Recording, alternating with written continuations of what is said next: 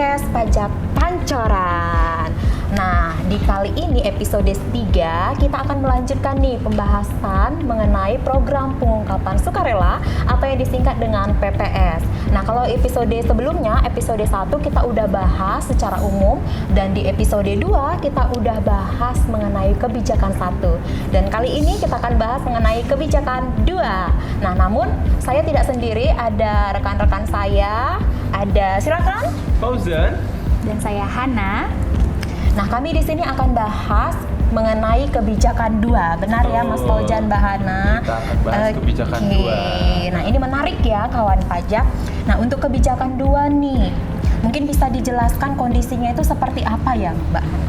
Ya, baik. Jadi dalam kondisi kebijakan 2 ini diperuntukkan, jadi diberikan kesempatan kepada kawan pajak bagi kawan pajak yang belum mengungkapkan hartanya dalam laporan SPT tahunan kawan pajak dari tahun 2016 sampai dengan tahun 2020. Jadi kalau dirasa ada harta kawan pajak yang belum diungkap, maka ikut ungkapan lewat PPS ini. Oke. Nah, untuk kawan pajak ini bisa siapa aja nih, Mbak Han? Bisa orang pribadi atau badan nih? Nah, untuk di kondisi kedua atau kebijakan 2 itu sasarannya hanya bagi wajib pajak orang pribadi aja nih, kawan pajak. Jadi badan nggak bisa ikut PPS di kebijakan 2. Jadi hanya orang pribadi. Oke, berarti yang perlu digarisbawahi ini untuk kebijakan 2 itu untuk orang pribadi dan untuk harta yang belum diungkap dari tahun 2016 sampai 2020 ya, Mbak? Betul sekali. Oke. Nah, jadi kalau misalkan ada ini, Mbak, wajib pajak saya, maksudnya contoh ya, saya punya mobil. Nah, itu tahun perolehannya 2018, tapi belum diungkap di tahun 2020. Itu bisa ikut nggak ini? Nah, itulah yang menjadi sasarannya, itu harus wajib ikut PPS. Karena seharusnya kan ketika kita punya harta ya, harta baru yang kita peroleh, itu kita harus laporkan dalam SPT tahunan kita. Nah, di sini kan tadi contohnya belum diungkap ya. Karena sudah lewat 2016 sampai 2020, maka dengan kasus seperti ini nih harus ikut program PPS kebijakan 2 ini. Kebijakan 2 ya. Oke, nah untuk tarifnya, Mbak Han, kalau misalkan nih saya mau ikut, tarifnya itu gimana? Apakah sama, beda, atau seperti apa? Nah, di sini memang ada perbedaan pengenaan tarif ya. Jadi ada tarif 12%, 14%, 18%. Nah, kalau 12%, contohnya misalnya kawan pajak punya harta di luar negeri, terus dialihkan ke dalam negeri, ke Indonesia berarti, dan diinvestasikan juga ke dalam bentuk surat berharga ataupun ke sektor usaha yang sumber daya alam seperti itu, diinvestasikan di sektor yang seperti itu. Terus itu bagi yang tarifnya tadi 12%. Nah, 12% juga bisa diperuntukkan bagi kawan pajak yang punya harta di dalam negeri dan ini diinvestasikan ke dalam bentuk tadi surat berharga dan juga ke dalam kegiatan sektor usaha sumber daya alam seperti itu. Nah, itu untuk tarif 12%. Nah, kalau yang 14% gimana? Kalau yang 14% naik lagi. Jadi kalau yang 14% ini kondisinya bagi harta yang ada di luar negeri, terus mau dialihkan atau direpatriasi, tapi tidak diinvestasikan, gitu. Jadi intinya ini tidak diinvestasikan nih. Begitu juga bagi harta kawan pajak yang ada di dalam negeri, mau diungkapkan tapi tidak bersedia untuk diinvestasikan, nah itu tarifnya 14%. 14%. Oke. Nah, Ada lagi, Mbak? Ada lagi satu lagi yang lebih tinggi ya, yang sebesar 18%. 18%. Nah, kalau 18% ini atas harta yang tidak ingin direpatriasi dari harta luar negeri seperti itu. Di harta yang kita punya di luar negeri tidak direpatriasi, nah itu dikenakan tarifnya sebesar 18%. Berarti yang 18% ini harta luar negeri gitu ya, dan tetap stay di luar negeri. Betul. Berarti tadi ada 3 tarif, ada 12%, ada 14% dan ada 18%. Nah, udah tahu tarifnya. Terus kalau manfaatnya apa sih setelah mengikut PPS kebijakan 2 ini? Mungkin bisa dijelaskan. Oke, kalau buat manfaatnya nih, Ruth, sudah pasti adalah tidak akan diterbitkan surat ketetapan pajak untuk tahun pajak tadi, tahun pajak 2015 sampai tahun pajak 2020. Jadi kalau wajib pajak ikut PPS program kebijakan 2 ini nggak akan diterbitkan surat ketetapan pajak untuk tahun-tahun tersebut. Nah, tapi itu akan berlaku ketika wajib pajak, kawan pajak nih jujur mengungkapkan hartanya di PPS ini. Jadi harus jujur nih, Jujur Ruth. ya. Jadi ungkapkan saja gitu ya. ungkapkan semuanya Biar lega gitu biar ya. lega gitu. Nah, terus jadi tadi ada klausulnya. Jadi kalau memang di kebijakan 2 tadi tidak akan diterbitkan surat ketetapan tadi, ya kalau memang mengungkapkannya jujur gitu kan. Jujur. Seperti kita kalau dalam hubungan harus jujur ya, Ruth, ya. Jelas sekali. Terus yang pasti Nggak ada yang disembunyikan ya, ada yang Mas Fauzan, ya. disembunyikan. Nah, satu lagi manfaatnya adalah perlindungan data. Jadi data-data yang kawan pajak ungkapkan nih pasti akan dilindungi oleh Direktorat Jenderal Pajak. Jadi yakinlah bahwa kita akan melindungi seluruh data yang diungkapkan oleh kawan pajak dalam program pengungkapan sukarela ini. Berarti rahasia aman Nah, terkait data itu gitu dia. ya. Jadi gitu. kadang gini Mbak Ruth, kawan pajak tuh takut mau ngungkapin hartanya di laporan SPT, Benar takut sekali. ketahuan atau apa ya. Tapi sebenarnya itu datanya rahasia, Betul. dilindungi gitu. Jadi tidak akan tersebar luaskan. Betul. Maka Sekali. lebih baik ketika punya harta diungkapkan di dalam Ungkapkan. SPT tahunan kawan pajak. Jujur tadi kata Mas Jujur, Fauzan. jujur tadi kuncinya. Oke, nah udah Itu. semakin tertarik nih Mas saya Mas. Kalau misalkan saya aduh bingung ikut nggak ikut. Kalau misalkan nggak ikut gimana konsekuensinya? Nah, kalau nggak ikut ya pasti tadilah ya bahwa kalau nanti mungkin ditemukan, maka kita bahasanya mungkin dulu nih, karena kan Iya. nanti akan dilakukan pemeriksaan lah oleh AR, oleh pemeriksa kita gitu, bahwa akan ditemukan nih misalkan harta-harta yang belum diungkapkan tadi nih, tarifnya justru akan lebih tinggi. Jadi jangan berpikir bahwa sehabis ini kita akan melemah gitu. Tidak, kita justru habis ini akan semakin istilahnya. Siapa ini maksudnya ini? Kita ini maksudnya Direktorat Jenderal Pajak ya. Kita Direktorat Jenderal Pajak nih akan semakin lebih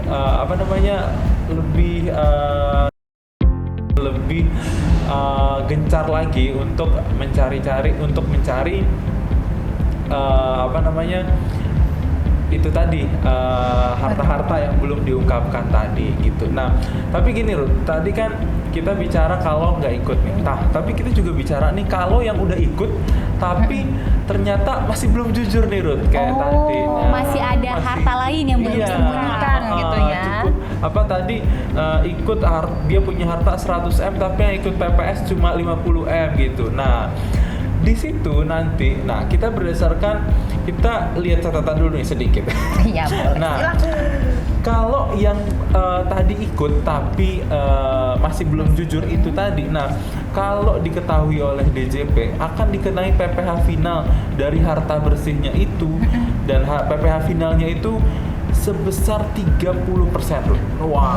Tinggi banget ya Ruth ya, 30%. Nah, terus aset yang kurang diungkap tadi akan dikenai sanksi bunga per bulan Ruth. Jadi ada aset yang tadi misalkan aset yang kurang diungkapnya 50M nih tadi. Aset yang sebesar tadi itu akan dikenai bunga per bulan, terus ditambah uplift factor sebesar 15% per bulan. Nah, jadi bayangin nih Ruth, udahlah tadi kena 30%, terus tambah lagi yang tadi asetnya yang belum diungkap tadi akan dikenai 15%. gitu. Ternyata gede juga ya Mas, kalau misalkan kawan pajak atau kita di sini masih ada yang belum diungkap atau kurang diungkap.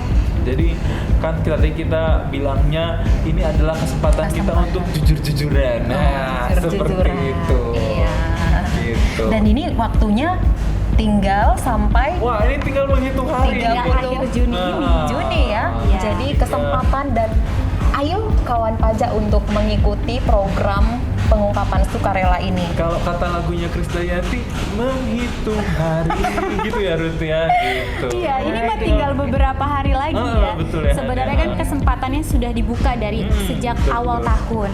Namun karena memang masih banyak nih kawan pajak yang belum paham ya terkait apa sih PPS ini. Nah, di sini kita coba sama-sama sharing dari kemarin ya kita udah bahas terkait secara umum, terus kebijakan 1, nah sekarang kebijakan 2. Nah, kawan pajak lihat kira-kira kawan pajak masuk di kebijakan mana nih gitu. Benar sekali. Dan setelah tadi udah tahu konsekuensinya, nah ini kawan pajak sekarang ya lupa untuk menghitungnya itu nggak tahu gimana. Nah itu gimana Nah, caranya? kalau pertama, kalau misalnya menghitung ya, kalau menghitung tadi kan tarifnya sudah tahu ya 12, 14, 18%. Nah, kira-kira dibalikan lagi nih ke kawan pajak, hartanya mau diinvestasikan atau tidak, seperti itu, mau dialihkan ke dalam negeri atau tidak, itu disesuaikan saja dengan tarif yang tadi sudah dijelaskan. Nah, tarif tersebut dikali dengan harta bersih. Harta bersih Nah, berarti ya Mbak. Harta bersih yang dimaksud adalah harta yang kawan pajak miliki dikurangi dengan hutang. Hutangnya itu juga harusnya bersangkutan dengan harta yang ingin diungkapkan. Kayak gitu. Kayak misalnya harta rumah.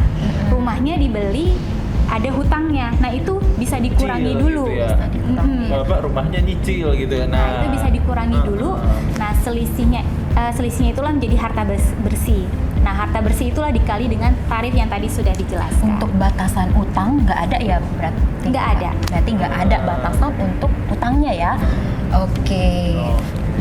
Terus Cukup menarik. Oke. Gimana Mbak Han? udah sih itu sih kalau terkait Aja ya. perhitungannya. Berarti perhitungannya juga dibuat sesimpel mungkin ya. Betul. Berarti dari tarif dikali dengan harta bersih dikurangi dengan hutang.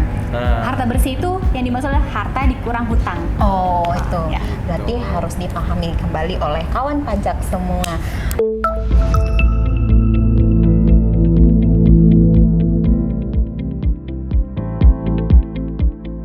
Oke, tadi kita udah mengetahui cara menghitungnya ya Mbak Han dan Mas Faujan. Nah, sekarang kawan pajak bagaimana cara untuk ikut PPS ini?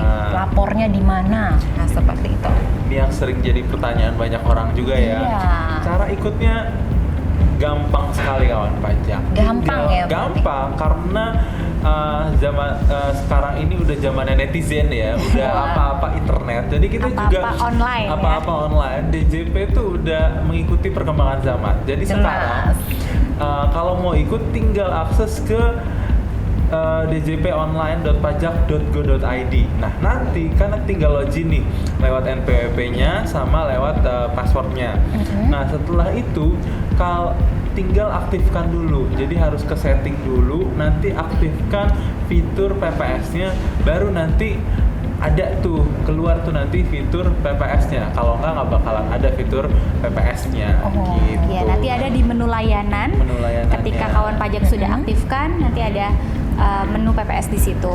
Sehingga kawan pajak bisa mengungkapkan harta yang belum diungkapkan tersebut. Betul. Berarti udah dalam bentuk elektronik berarti ya? Betul, jadi ya? sekarang nggak harus datang ke kantor pajak Pancoran atau ke kantor pajak lainnya tempat kawan pajak terdaftar, nggak harus. Bisa di mana aja, kapan aja, 24 jam sehari, 7 hari seminggu. Asalkan terkoneksi dengan internet dong. Asalkan terkoneksi dengan punya internet, jaringan. jaringan. Tapi kalau sekarang tuh kayaknya orang tuh udah internet tuh nomor satu kayaknya ya. Udah kayak seperti kebutuhan pokok ya. Betul sekali Han, gitu. Nah, Berarti kalau misalkan udah tahu, tinggal ikut di DJP online, terus unduh formulirnya dalam bentuk elektronik ya betul, tadi ya. sekarang dalam bentuk PDF. PDF. Nah, nanti langsung tinggal diisi-isi, tinggal udah. submit. Nah, submit, Selesai. berhasil Wah, seperti berhasil. itu. Udah ikut PPS, tinggal bayar dulu Ruth. Jadi bayar Oh, dulu, iya. submit, baru nanti udah ikut PPS deh, Sampai nanti gitu. muncul surat keterangan ya. Nah, Ada ya. betul. Nanti Oh, kayak ngelapor SPT tahunan tuh di emailnya akan ada surat keterangan bahwa sudah mengikuti PPS. Oke, baik. Jadi kawan pajak, ayo manfaatkan kesempatan ini Jangan karena sampai ketinggalan. karena kesempatan ini hanya berlaku sampai 30 Juni 2022. Ingat ini menghitung hari ya. Menghitung hari, seperti Menghitung kata hari. lagi ya. Iya.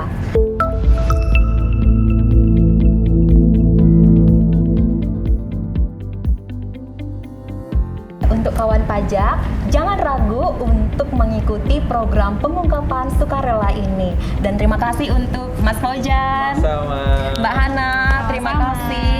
Dan untuk kawan pajak, jangan lupa untuk like Share And subscribe. YouTube KPP Pratama Jakarta Pancoran. Nah. Sampai jumpa di episode selanjutnya. Dadah.